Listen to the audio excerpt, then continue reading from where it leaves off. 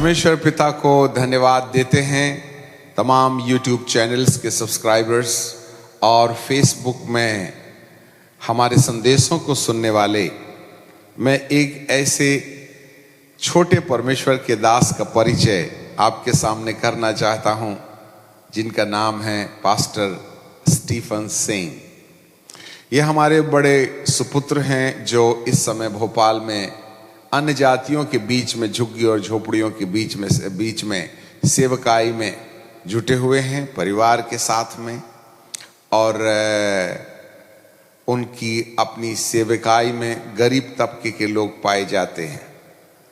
बचपन से ही जब वे माँ के गर्भ में थे, तब से हमने उन्हें प्रभु की सेवकाई के लिए समर्पित किया। और लक्षणों से ऐसा ज्ञात होता है कि भविष्य में वे ऑफिस ऑफ द प्रॉफिट की दर्शनों की वादियों से होकर इस देश के लिए आवाज बनने के लिए चुने गए हैं। लंबे उतार चढ़ाव, खट्टे मीठे अनुभव के पश्चात प्रभु उनकी जिंदगी में धीरे धीरे अब अपनी आवाजें डालना शुरू कर रहे हैं। और प्रभु ने कई ऐसे स्वर्गीय दर्शन जो कलीसियाओं के भविष्य से जुड़े हुए हैं, उसके बारे में उन्हें प्रकट करते रहते हैं। और अब वक्त आ गया है कि वे धीरे से आपके लिए सीधे आपके संपर्क में आने वाली सेवा में जुड़ जाएं। सुबह अगले एपिसोड में आपके साथ परमेश्वर का वचन बांटेंगे। प्रभु उनके होठों से जो भी बात कहना चाहते हैं, उसे सुनकर आप अपनी जिंदगी को दिशा दे सकते हैं।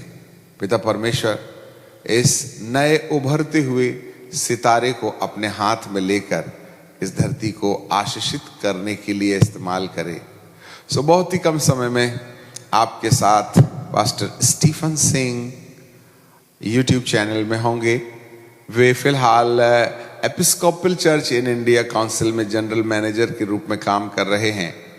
और उन्हीं के तत्वाधान में ये जितने भी YouTube चैनल्स हैं, उसमें रिकॉर्डिंग है, स्टूडियो की, उनको तैयार किया जाना, एडिट किया जाना, उन्हीं के सानिध्यता और उनकी ईश्वरीय वरदान के आधार पर किया जाता है। आप उन्हें सुनें, उनसे आशीष लें।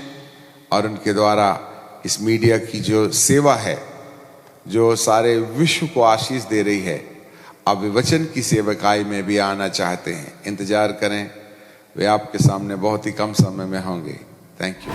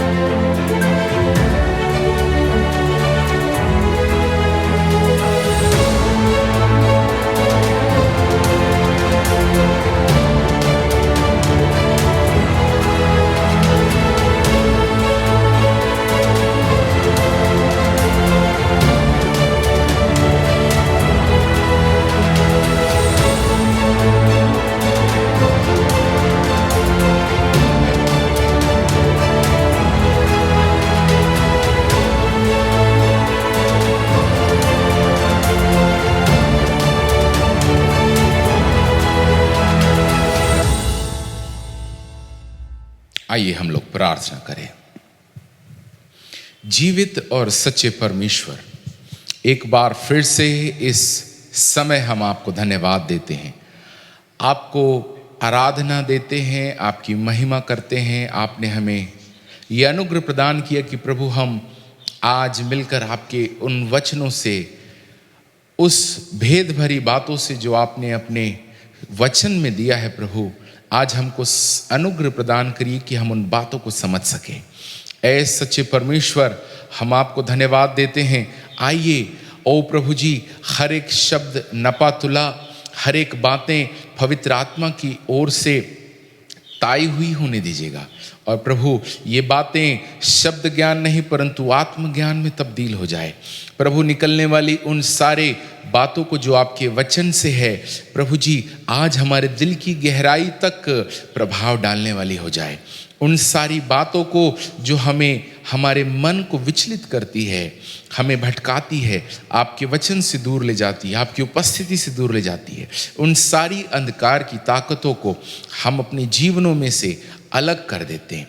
और इस वक्त ऐ अच्छे और सच्चे पवित्र आत्मा हमें सुनने वाले कान दीजिए, हमारे हृदय को एक उर्वरक भूमि के समान बनाइए जिसमें पिता आपकी अद्भुत उन बातों को जो आपके वचन में पाए जाते हैं उस बीज के समान इस उर्वरक भूमि में बोए जाएं, जिससे पिता ये एक अद्भुत रीति से फलवंत हो जाए और आपके वचन में जो सामर्थ्य है, आपकी उपस्थिति में जो अभिषेक है प्रभु उसके प्रभाव में हम सब ले आए जाएं।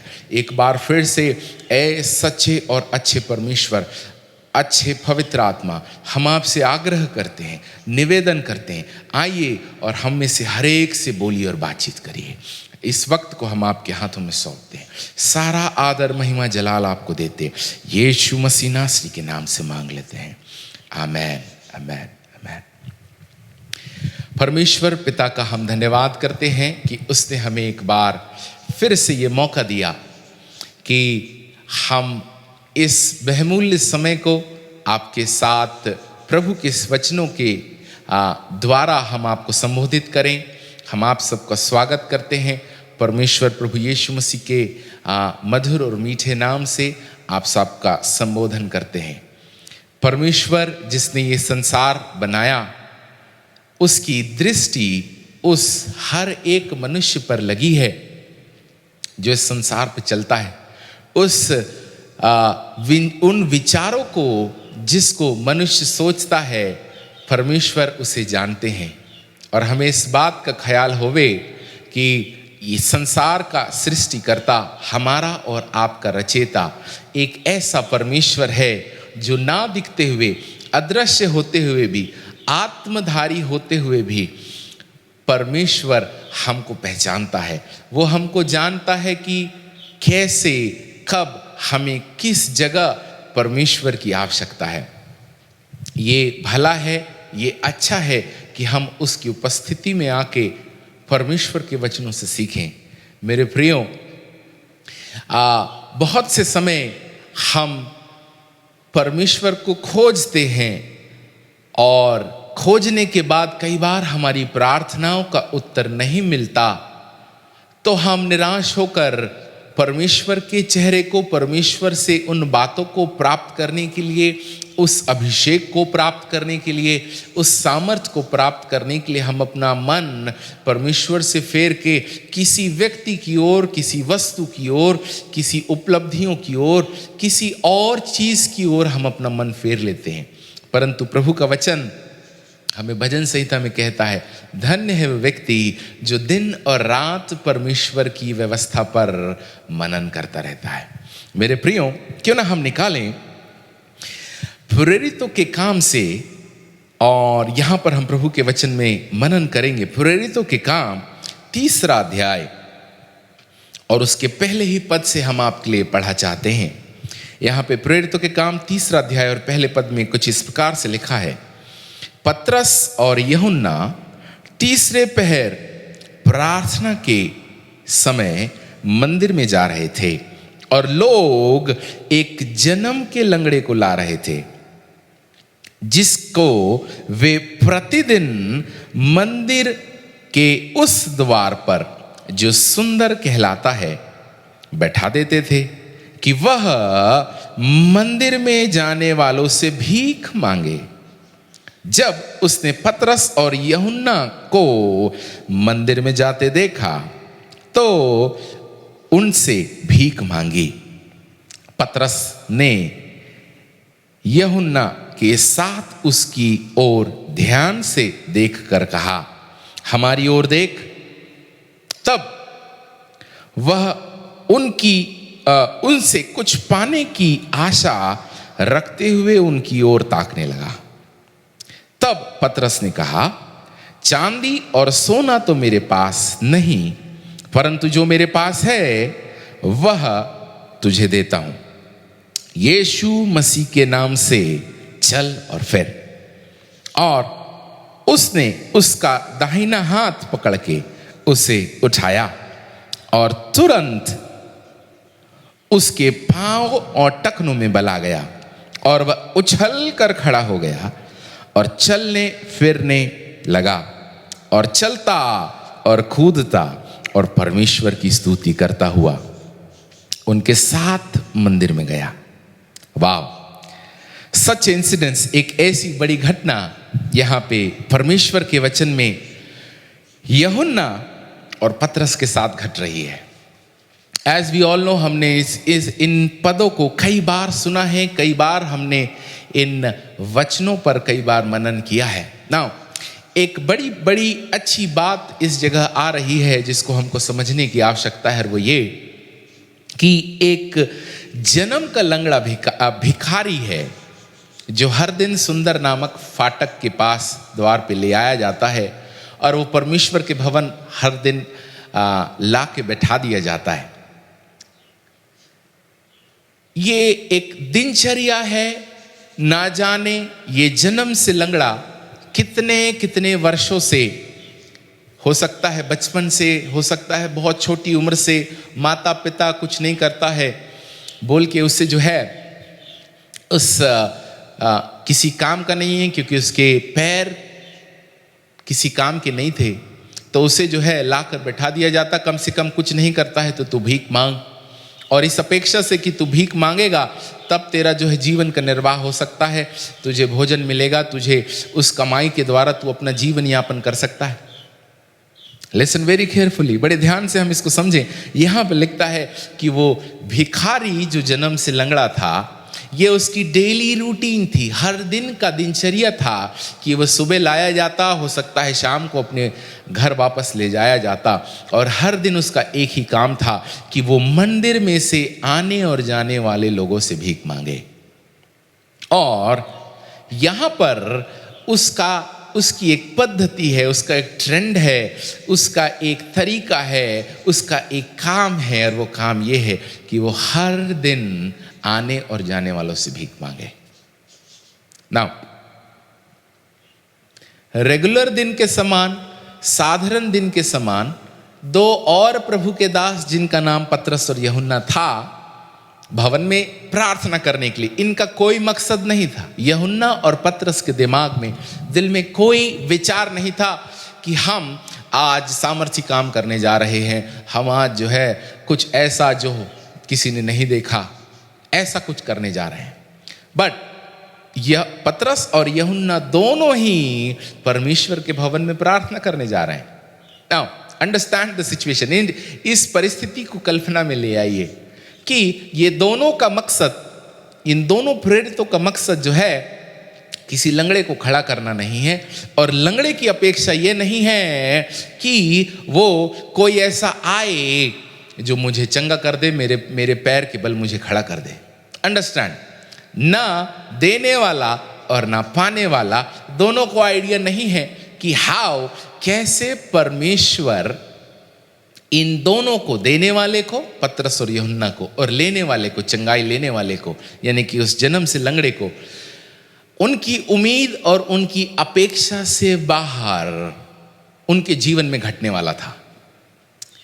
जैसे ही बड़ी बारीकी से यदि हम इस वचन को पढ़ने का प्रयास करें तो यहां पे लिखा है तीसरे पद में कि जब उसने पतरस और यूहन्ना को मंदिर में जाते देखा तो उसने भीख मांगी। रेगुलर चीज, साधारण चीज, हर दिन वो कर रहा है, उनसे भी मांगा, भैया कुछ मिलेगा क्या, कुछ तो दो। आगे चलते हैं, यहां पे प्रभु का वचन बताता है चौथे पद में, पतरस ने यूहन्ना के साथ उसकी ओर ध्यान दिया। कई बार हम चलते तो हैं, देखते तो हैं, परंतु हमारा ध्यान कई बार मोबाइल में होता है, हमारा ध्यान हमारे कामकाज में होता है, हमारा ध्यान इवन कई बार हम प्रभु के भवन में वचन सुनने के समय हमारी आंखें प्रभु के दास की ओर होती है दृष्टि, हम जहाँ बैठे होते हैं, प्रभु के भवन में बैठे होते हैं, परंतु हमारा ध्यान कहीं और होता है। ऐसे ही ये दोनों का भी ध्यान कहीं और था। इसलिए स्पष्ट लिखा गया है कि इन दोनों ने, यानी कि यूहन्ना और पतरस ने ध्यान देकर देखा, है ना। लोग कई चीजें देखते हैं और देखते हैं परंतु उसकी ओर ध्यान नहीं लगाते। कई बातें सुनते हैं परंतु सुनी गई बात पर ध्यान नहीं लगाते। इन्होंने ध्यान देकर सुना, ध्यान देकर कहा हमारी ओर देख। यानी कि जो लंगड़ा भिखारी है उसकी दृष्टि कहीं और थी, वो कहीं और देख रहा था। कहां देख रहा होगा? मोस्टली वो आने जाने वाले की ओर उसका ध्यान नहीं था, क्योंकि जो जाने वाला था वो सामने खड़ा था। तो मोस्टली उसका ध्यान जो है वो उस कटोरे में था कि अब मुझे इस कटोरे में क्या मिलेगा। बड़े ध्यान से समझिएगा, लंगड़े भिखारी की दृष्टि मांगने वाले की ओर नहीं परंतु उस कटोरे की ओर था जिसमें भीख मिलने वाली है। इस आशा से कि इस कटोरे में 5 रुपए का नोट गिरेगा, 10 का नोट गिरेगा, कि 500 का गिरेगा, कि 2000 का नोट गिरेगा। इस आशा में कि देने वाला कौन है डजंट रियली मैटर, परंतु पाने वाले की एक ही आशा है, वो ये कि मेरे कटोरे में मुझको क्या मिलने वाला है। और एक अद्भुत घटना यहां पे यूहन्ना और पतरस के साथ जो उन्होंने किया या कहा वो ये था कि उससे कहा कि हमारी ओर देख। और जैसे ही 5वें पद में लिखा है, अतः वह उनसे कुछ पाने की आशा से उनकी ओर ताकने लगा। ठीक है, आशा आशा आशा।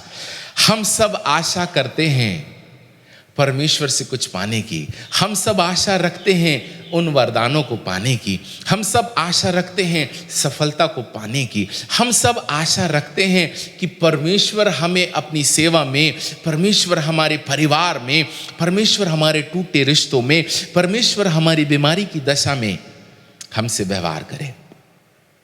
देयर इज अ होप, हमारे पास एक आशा है, परंतु कहीं ना कहीं इस लंगड़े भिखारी के समान हमारी आशा व्यक्ति की ओर नहीं या परमेश्वर की ओर नहीं, हमारी दृष्टि तो जो है वो हमारे उस कटोरे की ओर है जिस कटोरे में देने वाला दे के चला जाता है। यस, ऑफ कोर्स ऐसा है कि हम परमेश्वर से बहुत कुछ पाना चाहते हैं। यस, ऐसा है कि हमको छुटकारा चाहिए, हमको अभिषेक चाहिए, हमको परिवार में डिलीवरेंस चाहिए, हमको शांति चाहिए, हमको दुरात्माओं से आज़ादी चाहिए। हाँ, इसकी आवश्यकता है। हमको बीमारी से नाजात पाने की आवश्यकता है। हम इस आशा से परमेश्वर की ओर देखते हैं और ये अच्छा और भला भी है। यहां पे प्रभु का वचन कहता है कि उसने कुछ पाने के लिए आशा रखते हुए उनकी ओर ताकने लगा। तब एक बड़ा कॉमन सा रिप्लाई, एक बड़ा साधारण जवाब पतरस ने उससे कहा कि भैया देखिए, मेरे पास 1000 10 हजार की गड्डियां तो है नहीं। हमारे ज़माने में गड्डियां और पैसे रुपयों में चलते हैं, परंतु पतरस के ज़माने में सोने और चांदी के सिक्के चलते थे। तो उसने कहा कि भैया सोने और चांदी तो हम वैसे ही नहीं, क्योंकि सेवक प्रवृत्ति का था। तो उसने कहा कि भैया ये सब धन दौलत तो मेरे पास है नहीं, और यदि होती तो दे देता, और देता तो आप वही करते जो आप करते आए हो। आज मैं आपको सोना दे दूं या चांदी दे दूं, 10,000 रुपये दे दूं, 1 लाख रुपए दे दूं, आज आपकी कमाई का कोटा पूरा हो जाता और आप जाकर जो है अपना बोरा उठाते, अपना बिस्तर उठाते, घर में जाके कि भैया आज तो 1 लाख रुपए की कमाई हो गई, अब तो 6 महीने बैठ के सिर्फ खाऊंगा, और इस हिसाब से, इस अंदाज से आप चले जाते। नाउ इस बात पर ध्यान दीजिएगा कि कुछ अद्भुत होने पर है यहां पे, और वो ये कि पतरस और यूहन्ना के द्वारा जो इस लंगड़े भिखारी को मिलने वाला था वो अब तक पहले कभी किसी ने नहीं दिया।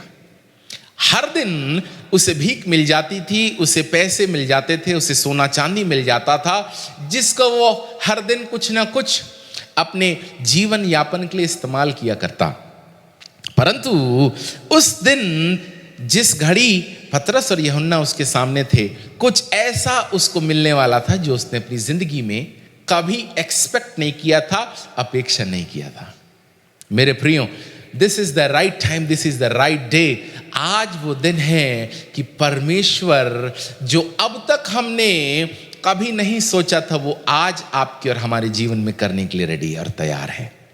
यदि आप अपनी दृष्टि उस कटोरे से हटा के उस पाने वाले की ओर लगा लें। अब तक उसका ध्यान, इस लंगड़े का ध्यान उस कटोरे की ओर था जिसमें हर दिन उसे भीख मिला करती। परंतु यह वह स्पेशल दिन था, यह वह विशेष दिन था जिस दिन उसने अपना ध्यान कटोरे से हटा के देने वाले की ओर किया। कई बार हम प्रार्थना करते, प्रभु मुझे ये दे दे, प्रभु मुझे वो दे दे, हर कुछ दे दे जो हमें चाहिए, सब मांगते और यीशु के नाम से कहते आमीन, और इस बात पर विश्वास भी करते हैं कि प्रभु यीशु मसीह के नाम से हमें वो मिल गया है, क्योंकि वचन कहता है मांगो तो मिलेगा। यस, उसके द्वारा जो वचन हमको दिए गए हैं, जो प्रॉमिसेस, ये प्रतिज्ञाएं हमको दी गई है, वो अमर है, उसको बदला नहीं जा सकता। और प्रभु ने यदि कह दिया है तो वो होके ही रहेगा। यहां पर वचन कहता है कि सोना और चांदी पतरस और यूहन्ना के पास नहीं है, परंतु कुछ है जो उनके पास है, और वो सिर्फ एक चीज है। वह उसके आगे यदि हम देखें 6वें ही पद के दूसरे भाग में, यीशु मसीह नासरी के नाम से चल और फिर। वाव!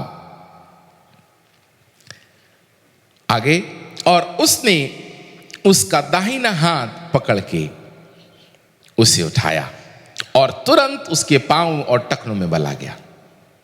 Such great incidence. एक बड़ी घटना यहां पर हो रही है, और वो ये कि यीशु के नाम से उठ चल। देने वाला यानी कि यूहन्ना और पतरस कभी प्लान नहीं किए थे 40 दिन का उपवास करके ये उस लंगड़े के पास कि भैया आज तो तेरे को उठा के छोड़ेंगे, इस उम्मीद से नहीं गए थे। They were in their daily routine. वे जो है अपने दैनिक जीवन, दैनिक प्रार्थना में संलग्न थे कि आज हम प्रभु के भवन में जाएंगे, प्रार्थना करेंगे, विथ नो एक्सपेक्टेशन कि ऐसा कुछ होने वाला है। परंतु उनको उनके अंदर यीशु मसीह के अभिषेक को, यीशु मसीह के नाम में जो सामर्थ है, वो इतनी ज्यादा सामर्थी थी, इतनी ज्यादा प्रभावशाली थी कि उनको उस लंगड़े को खड़ा करने के लिए बहुत लंबी चौड़ी प्रार्थना करने की आवश्यकता नहीं पड़ी। बिकॉज दे नो कि यदि हमने यीशु का नाम लिया और यदि उस व्यक्ति ने, उस जन्म के लंगड़े ने उस यीशु के नाम पर विश्वास कर लिया तो वो चलने लगेगा।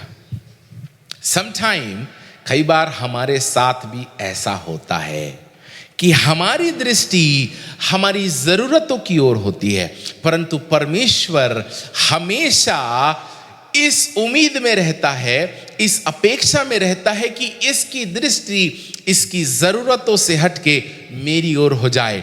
और मुझे बताने दीजिए, जिस क्षण हम अपनी दृष्टि अपनी जरूरतों की ओर, अपनी समस्या की ओर से, अपनी परेशानियों की ओर से, अपने बंधनों की ओर से, अपने बीमारियों की ओर से हटाकर जिस समय हम परमेश्वर की ओर अपनी दृष्टि करते हैं ना, मेरे प्रियो, उस सेकंड वो घटता है जो हमारी जिंदगी, पिछली जिंदगी में कभी नहीं घटा। इसलिए इस बात को जानिए कि गॉड इज ऑलवेज एबल, परमेश्वर हमेशा योग्य है कि वो हमको सुपरनेचुरल, अलौकिक चीजों को, यदि उस लंगड़े को पौलुस माफ कीजिएगा, पतरस और यूहन्ना के द्वारा धन दिया जाता तो वो उस धन को साधारण रूप से खाता पीता, उड़ा के अय्याशी करता और वापस अगले 2, 4, 6, 8 दिनों में वापस वो भीख मांगने चला आता। This is what we are doing. कई बार हम भी कुछ ऐसा ही करते हैं, प्रभु जॉब दीजिए, और जॉब लेने के बाद भूल जाते, हम जॉब में इतना व्यस्त हो जाते कि साल 6 महीना चर्च ही जाना भूल जाते, प्रभु की आराधना भवन में आराधना करना जाना भूल जाते, क्योंकि कई जॉब्स ऐसे हैं कि संडे को भी ड्यूटी लगती है। और कहते प्रभु, नाश्ते की टेबल में प्रार्थना करके कहते, प्रभु जी संडे नहीं जा पा रहा हूं, मेरे को तो आपने आशीष दिया है, परंतु इस आशीष ने जो जॉब की है मेरे पैरों में पीढ़ी डाल दिया है, अब मैं संडे को भी जो है आपकी आराधना में नहीं जा सकता। ऐसे हमारे दिमाग में सोच भी नहीं आता। प्रभु के हम कई बार शुक्रगुजार भी नहीं होते।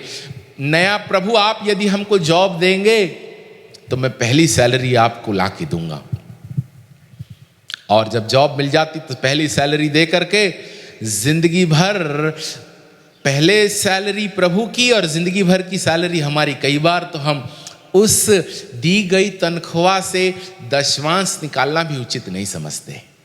मेरे प्रियो, यदि हम परमेश्वर से कुछ ऐसी अपेक्षा कर रहे हैं कि वो हमको उस बात से जो हमारी वास्तविक रिक्वायरमेंट है, वास्तविक जरूरत है, इस लंगड़े की वास्तविक जरूरत इसने कभी पहचाना नहीं।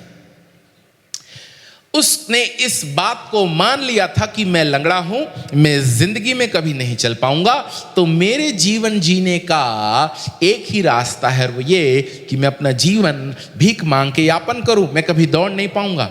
उसने इस बात को कन्फर्मेशन के रूप में एक्सेप्ट कर लिया था, ग्रहण कर लिया था कि मैं, उसके पास ये आशा ही नहीं थी कि मैं कभी चलूंगा। उसने ये उम्मीद छोड़ दी थी। कई बार हम भी बहुत सी चीजों को ऊपर गिव अप कर जाते हैं, हार मान लेते हैं कि हम संसार में हैं, हम तो ऐसे ही हमको संघर्ष करना पड़ेगा। इसलिए कई बार हम बीमारी के साथ, कई बार हम अपने पारिवारिक जीवन में, कई बार हम अपनी आत्मिक जीवन में समझौता करते हैं, और करने के बाद मानते हैं हाँ हम तो शरीर है और शरीर में बीमारियां आना है। तो फिर प्रभु के वचन को हम झूठा नहीं कह रहे, जहां पे कुरिन्थियों की किताब में कहता है कि तुम परमेश्वर का मंदिर हो। यदि हम परमेश्वर का मंदिर है तो फिर बीमारी कैसे रह सकती है? हम इस लंगड़े की दशा में पाए जाते हैं जो जानने के बाद भी विश्वास नहीं कर, इस बात को कंफर्मेशन के रूप में दृढ़ता से मान लेता है, इसको कंसीडर कर लेता है कि मैं कभी नहीं चल सकता।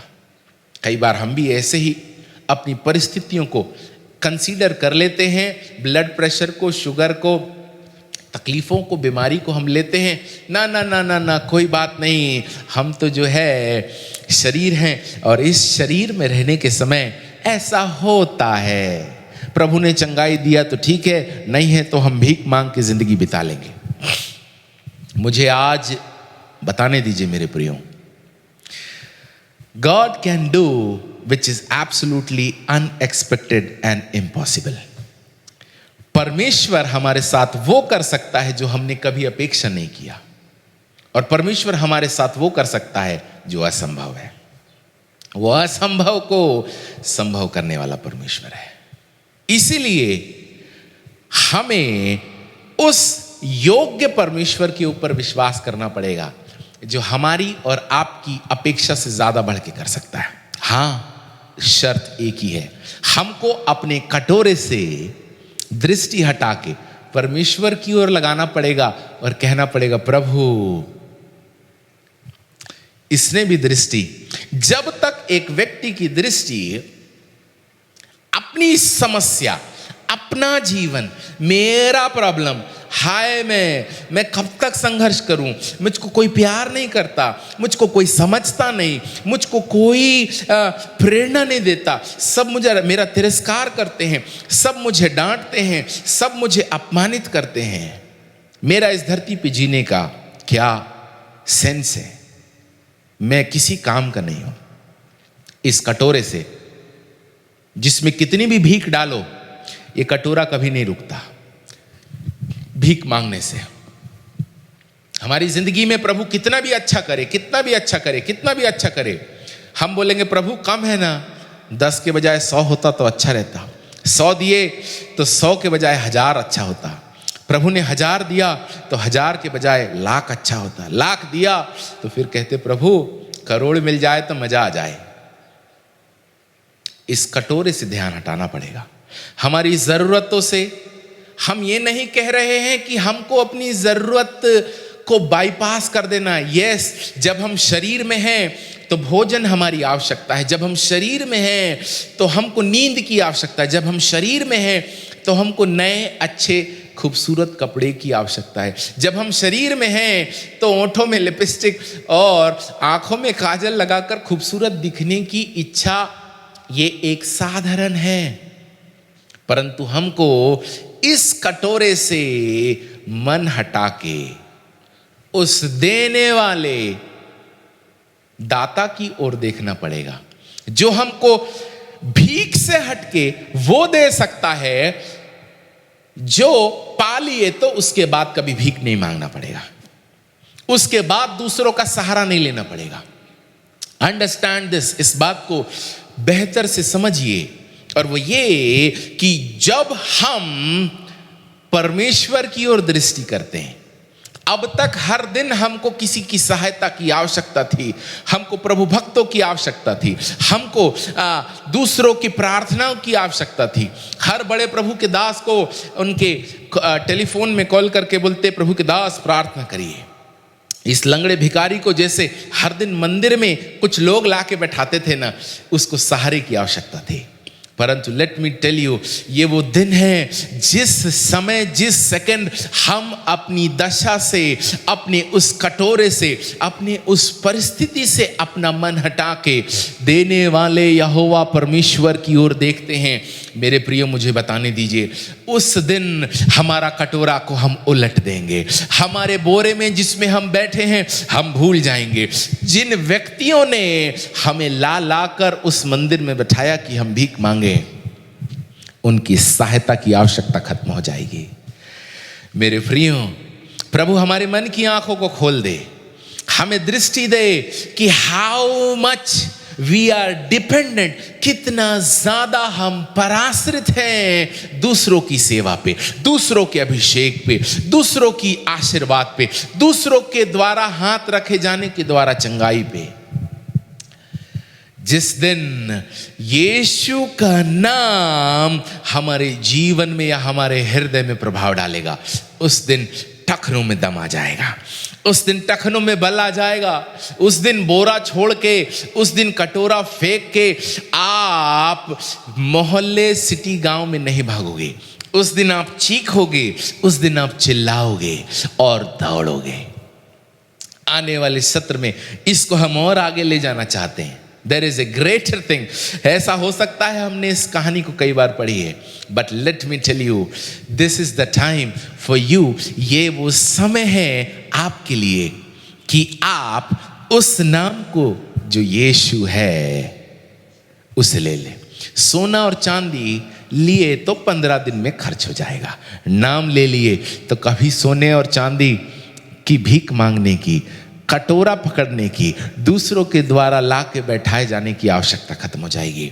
आपके पास ताकत होगी और आप वो सब कुछ इस लंगड़े भिखारी के समान कर पाएंगे। इसका नाम काट दिया जाएगा। अब तक वो लंगड़ा भिखारी था, परंतु अब वो चलने और फिरने और दौड़ने और उछलने और कूदने वाला व्यक्ति बन गया है, ना कि लंगड़ा। हमारी दशा, हमारी दिशा परमेश्वर यहोवा बदलने जा रहे हैं। अब तक हमने परिवार को लेकर चिंतित रहे। मेरे प्रियो, इस बात पर विश्वास करिए कि जिस क्षण हम अपनी दृष्टि अपनी टूटी हुई दशा की ओर से हटा के परमेश्वर की ओर कहेंगे, परमेश्वर मुझे वो चाहिए जो आप मुझे देना चाहते हैं। हमारी आशा है, यस इट इज गुड, परंतु हम वो उम्मीद करना शुरू कर दें जो इस लंगड़े ने नहीं किया। यदि ये लंगड़ा उम्मीद करता, कि आशा रखता, विश्वास करता कि कोई आए और मुझे चलाए, तो ये बहुत पहले चल पड़ता। हाय, why we are still struggling, क्यों आज हम अभी भी संघर्ष कर रहे हैं? उसके पीछे सिर्फ एक ही कारण है, और वो ये कि जिस यहोवा परमेश्वर की ओर, जिस प्रभु यीशु मसीह की ओर, जिस मसीहा की ओर हमको दृष्टि करने की आवश्यकता है, उसकी ओर दृष्टि नहीं किया। ब्लेसिंग आने दो, चंगाई आने दो, family problem, financial problem, financial breakthrough, फलाना, हरे बाप रे बाप, जितना भी देंगे आने दो, आने दो, आने दो। हाउ लॉन्ग मेरे प्रियो? कितने समय, कितने और दिन? दिस इज द डे, ये वो दिन है कि हम अपना कटोरा फेंक दें। ये वो दिन है कि हम उस चंगाई को, चंगाई मतलब भौतिक चंगाई की नहीं बात कर रहे हैं, हो सकता है हम परिवार में टूटे हुए, हो सकता है हमारा अंतर आत्मा परिस्थितियों के कारण जीने की उम्मीद खत्म हो गई, हो सकता है अब हमारे पास संसार में रहकर कुछ करने की आशा खत्म हो गई। मेरे प्रियो, this is the right time for you. ये वो सही समय है कि हम परमेश्वर की ओर अपनी दृष्टि को उठाकर कहें, प्रभु मैं जिंदगी भर नहीं चला, मैंने जिंदगी भर वो कुछ करना था जो आपने मेरे जीवन के लिए रखा है, मैंने नहीं किया। प्रभु मैं वो करना चाहता हूं जो आप मुझे देना चाहते हैं। मेरी आशा सोना और चांदी है, परंतु आप मुझे सोना चांदी नहीं देना चाहते। आप तो मेरे पैरों पे खड़ा करना चाहते हैं। आप तो मुझे वो विश्वास देना चाहते हैं जहां पर आपने उस वायदे को किया है, यदि मैं जयवंत हूं तो तुम जयवंत से भी बढ़कर आओ। यदि मैं पानी पर चला हूं तो वो तुम भी कर सकते हो। यदि मेरी परछाई से दुष्ट आत्माएं निकल जाती है तो तुम्हारी भी निकले, तुम्हारी परछाई से भी निकलेगी। प्रभु हमारे जीवन में भौतिकता से, आशीर्वाद से, हमारी अपेक्षाओं से कहीं ऊंची अपेक्षा जो परमेश्वर के दिल में हमारे लिए है, जो हमें देना चाहता है। मेरे प्रियो, कितने ऐसे लोग हैं जो आज प्रभु की अपेक्षा को जो उसके अंदर हमारे लिए है पाने के लिए कहें, प्रभु मुझे वो दे दो ना जो आपके पास है। प्रभु बहुत भीख मांगे, प्रभु बहुत चोट खाए, प्रभु बहुत टकराए, प्रभु बहुत जगह तिरस्कृत हुए, अब बस भीख मांगने का प्रोसेस खत्म। Make me what you want, मुझे वो बनाइए प्रभु जो आप बनाना चाहते हैं। एंड यू नो व्हाट, जिस दिन परमेश्वर हमको उठा के खड़ा करेगा, wow, you can not believe, जिस दिन प्रभु आपको और मुझको खड़ा करेगा ना, आप चुप नहीं बैठोगे। हर दिन वो कटोरे में जो भीख मिली ना, वो लेके घर जाके आराम से खा पी के सोता। जिस दिन परमेश्वर की ओर से मिलेगा ना, आप घर जाना भूल जाओगे, आप चीखोगे, आप चिल्लाओगे, आप वो सब जाकर दूसरों को बताओगे कि देख मैंने अब तक जिंदगी में कभी नहीं चला, देख अब तक मेरे पास ये कभी नहीं था।